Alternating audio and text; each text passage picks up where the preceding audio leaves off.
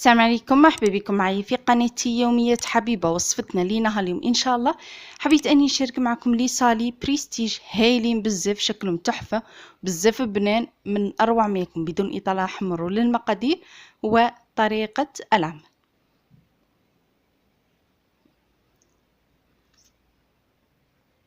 اول خطوه راح نبداو بها البنات هنايا اللي هي القطايف، لانه الوصفه راح تكون بالقطايف. هنا القطايف بنات شوفوا منا مستحسن نستخدموا نوعيه تاع قطايف تكون مليحه وتكون جديده، يعني يكون غير كيما خدموا، ما تستخدموش يكونوا شويه مطولين لانه راح يكونوا ناشفين كيما انا هذو تاوعي شويه، يعني شريتهم حقيقه غير كيما شريتهم، لكن انا ملي شريتهم كيما هكا شويه ناشفين. هما كي يكونوا ناشفين راح يغلبوك في الخدمه، يولوا يتكسروا ما يساعدوكش كامل في الخدمه. هذاك الشيء حلو نستخدموا نوعيه مليحه، استخدموا هذه والا اللي جو الطوال. راح نسحقوا ايضا هنايا ليمون او هذو لي سيركل، اختيار لكم، يعني تحبوا الحجم كبير صغير من المستحسن تستخدموا هذو الحجم تاعهم وسط. دوك نقيس لكم القطر تاعهم هكا. الاخوات اللي ديما يقولوا لي القطر تاعهم شحال. راح نسحقوا ايضا هنايا مارغرين او زبده او سمن تكوني ذوبتيها، تكون عندك شويه بارد. بالنسبه للقطر تاع هذو لي سيركل بنات، القطر تاعهم 5 سنتيم، يعني كام يعني بزاف. ملي نخدم بهم اخواتي يقول لك شحال القطر تاعهم، القطر تاعهم راهو 5 سنتيم كيما كتشوفوا معايا. هنا الطريقه ولا اسهل، يعني سهله بزاف. اول شيء راح ندي كميه هنا تاع قطايف، هنا ما تفتوهاش، خلوها كيما راهي، يعني هذو راهم جايين على شكل كره. هذيك الكره حاولوا انكم تفتحوها، كي تفتحوها تجو هكا، يعني شكلهم طولي، هما ملويين على شكل كره. نحاول هنايا ندي جزء من هذوك القطايف نحلها. اول شيء هاكم نحاول اني نحل كامل هذوك الشعيرات، من بعد ننقص هاكم نفتحها. من بعد نقص ندي كميه قليله كامل على قد المول تماما، يعني يعني ما تكثروش وما تقلوش في نفس الوقت، على قد المول تمام. نديها ونحاول اني نلمها على بعضها بهذه الطريقه ونمسحها هنايا بالزبده. حاولوا انكم تمسحوا بكميه تكون مليحه تاع زبده. من بعد راح نجيب هذاك المول وراح نلوي. شوفوا يعني تكون على قدها تماما بهذه الطريقه هاليكم. وراح نلوي لية ونصف، دوره ونص بهذه الطريقه. ونحاول اني نزير عليها بهذه الطريقه كما تشوفوا. يعني من بعد ما تلوي حاولوا انك تزيري عليها مليح مليح.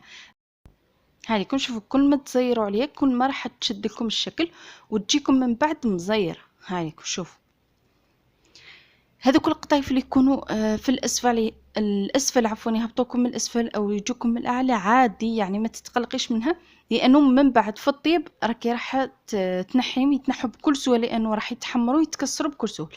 من بعد ما نلويها كيما هكا راح نديرها هنايا في الصينيه.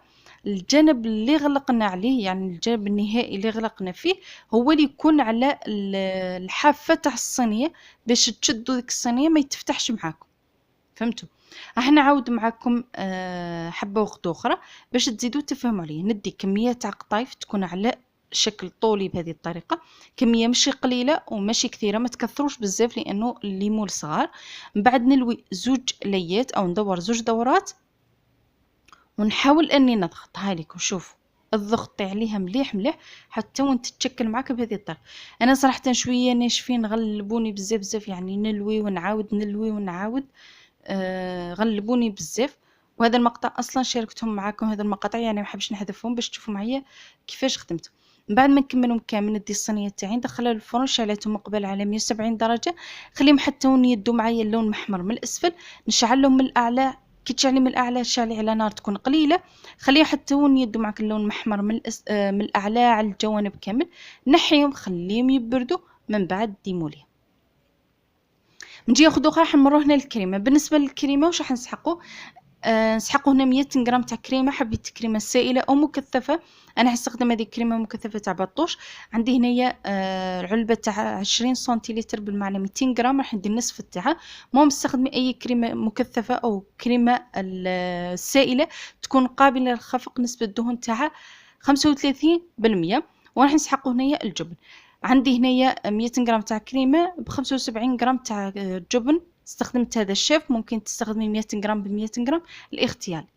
على العموم الطريقه هنا ولا اسهل، ندي هذيك 75 غرام تاع الجبن، نحاول اني نمرسها هنا بالشوكه مليح مليح حتى تولي عندي قوامها كريم.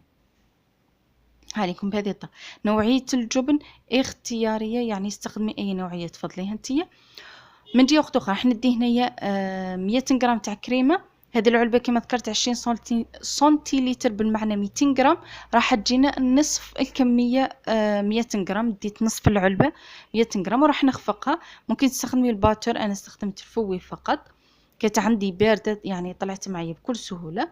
خفقتها حتى وين تماسكت. بعد ما تماسكت معايا راح نزيد عليه هنا هذاك الجبن. عليكم نزيدو ونزيد نخفق حتى ندمج المكونات ويزيد يتضاعف الحجم تاعها بهذه الطريقة. في ذي المرحلة راح نزيد معها كمية تاع ملح وفلفل اسود اختياري، عفوا مش اختياري، يعني الملح على حسب رغبتك انتية. ونزيد نخلط حتى نتحصل على كريمة تكون متجانسة والقوام تاعها كريمي ومتماسكة كما تشوفيها معي. هاوليكم شوفوا القوام تاعها. وصلنا هنايا المونتاج تاع لي صاري تاعنا. واش راح نسحقوا؟ عندي هنايا القطايف اللي طيبناهم، هامليكم الزوائد هذوك اللي يكونوا في الاسفل في الاعلى كامل نحيهم. وهامليكم شوفوا معايا كيفاش جا بهذه الطريقه. وداو هذاك اللون الاحمر هنا خليهم حتى وين يبردوا تماما. انا كنت خدمتهم البارح واليوم راني ندير في المونتاج. نسحقوا هنايا الصابلي. بالنسبه للصابلي، صابلي مالح كنت شاركته معكم مقبح، خليكم الرابط تاعو في صندوق الوصف في التعليق المثبت. نسحقوا هنايا زيتون اسود واخضر للتزيين. نسحقوا هنايا جبن مبشور، يعني يتباع هكا جاهز يعني مبشور. ونسحقوا هنايا الدجاج اللي كنت طيبته. جبت هنايا صدر الدجاج قطعته مربعات صغار. من بعد جبت مقله درت فيها كميه تاع زيت، خليتها سخنت، درت فيها الدجاج، رشه تاع ملح، وطيبت هذاك الدجاج وخليته يبدا معايا هذاك اللون المحمر كما مكتوب معايا وصاي، يعني ما درت له حتى حاجه، خليته برد تماما. نسحقوا هنايا للتزيين ايضا بيض السمان كنت غليته، يعني من بعد ما تغلوه حاولوا انكم تغسلوه. هنايا الطريقه، اول شيء جبت هنا صحن التقديم مباشره نقدم فيه، وايضا ندير فيه المونتاج. راح نحط هذوك القطايف في وسطهم، راح نحط هنا الصابلي. الصابلي لازم يكون المول اصغر من المول اللي خدمنا به القطايف. من بعد راح ندير كميه تاع كريمه، كميه قليله فقط تاع كريمه. راح نرجع ندير فوقها هذاك صدر الدجاج اللي كنا طيبناه. وراح نزيد اخر حاجه اللي هي كريمه ديري حتى للاخر، يعني عمري كامل هذوك القطايف بهذه الطريقه.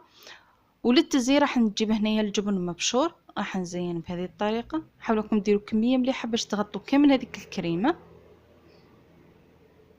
راح نسحق هنايا ايضا هذو الاعواد تاع المعدنوس، يعني نحيت هذوك الاوراق واستحفظت بهذو احتفظت بهذو الاعواد للتزيين بهذه الطريقه للصقهم. وراح نزين ايضا بهذاك بيض السمان كما ذكرت. من بعد ما تغليه حاولي انك تغسليه وخليه يبرد تمام. اذا كانت عندك حبه مكسره وفيها الزائد حاولي انك تنحيها. هذا المقطع من الكواليس شاركته معكم ماشي مشكل. هاليكم نفس الشيء، اذا انتم كنتوا يعني تقدمي مباشره في صحن التقديم، كي توصلي في هذه المرحله تمسحي كامل صحن التقديم تاعك وتكملي التزيين. بالنسبه للتزيين النهائي راح نجيب هنا ايضا ورقه تاع معدنوس ونحط فوقها حبه تاع زيتون بهذه الطريقه. ملاحظه صغيره هنا بنات، بالنسبه لهذوك الاعواد تاع المعدنوس حاولوا انكم تهبطوهم حتى للاسفل. شوفوا معايا هنا كيفاش تنحت معايا ذيك، حاولوا انكم تهبطوهم حتى للاسفل هكا باش ما يتنحوش معاكم من بعد.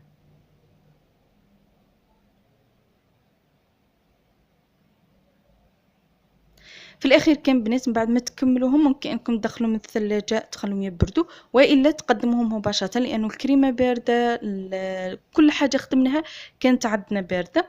كما ذكرت ممكن انك تخبي تدخليها الثلاجه تخليها تزيد تبرد من بعد تقدميها. وصفه هايله بزاف بزاف للمناسبات، خطوبه، اعراس، اي مناسبه عندك انتيا ممكن انك تقدميهم. ممكن ايضا انكم تخدموهم في الطلبيات. بالنسبه للطلبيات الله اعلم شحال يحسبوهم، يعني ممكن تحسبين ب7000. اقتراح تاعي يعني مثلك اقتراح انه ممكن انك تحسبيها ب7000 70 دينار جزائري للحبه. في الاخير كان بناتكم هذه هي الوصفه تاعي. دوك نقسمها لكم تشوفوا معايا كيفاش جات هايله هايله هايله بزاف. طوب من اروع ما يكون. واحد البنه يا البنات خطيره، غير تجربوهم مش راح تندموا. في الاخير كما نقول لكم اذا عجبكم الفيديو ما تنسوناش بالاعجاب، اشتراك في القناه، تفعيل الجرس لكل جديد، وسلام.